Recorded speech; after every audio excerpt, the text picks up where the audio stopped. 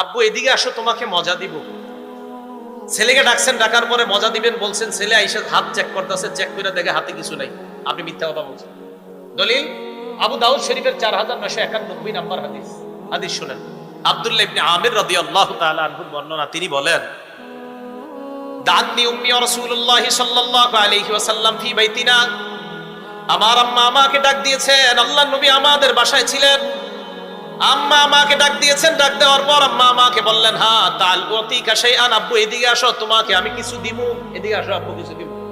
আল্লাহর নবী আমার আম্মাকে বললেন, মা আরাদতি আন তুতিয়াহি, মা আরাদতি আন তুতিহি, এই তুমি তারে কি দিতে চাও?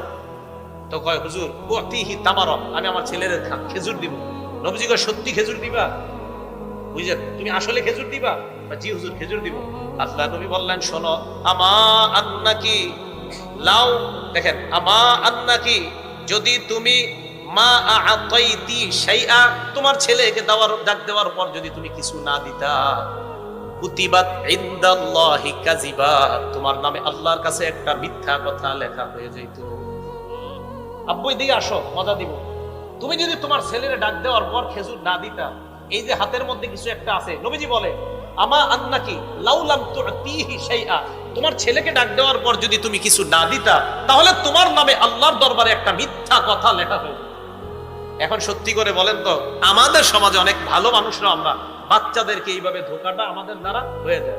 এটা কিন্তু করবেন না। এখন আপনারা বাচ্চারা মুরগি আর কবুতর রয়ে ধোকাটা দেন, মুরগি জবাই করার জন্য মুরগির এইভাবে ডাক দেন, হাতে আদার, মুরগি মনে করছে সত্যি আদার আছে, বেচারা আসছে, আসার পরে আপনি আদার না দিয়ে ধরে জবাই করছেন, এটা আপনি মিথ্যা মিথ্যা কথা বলছেন।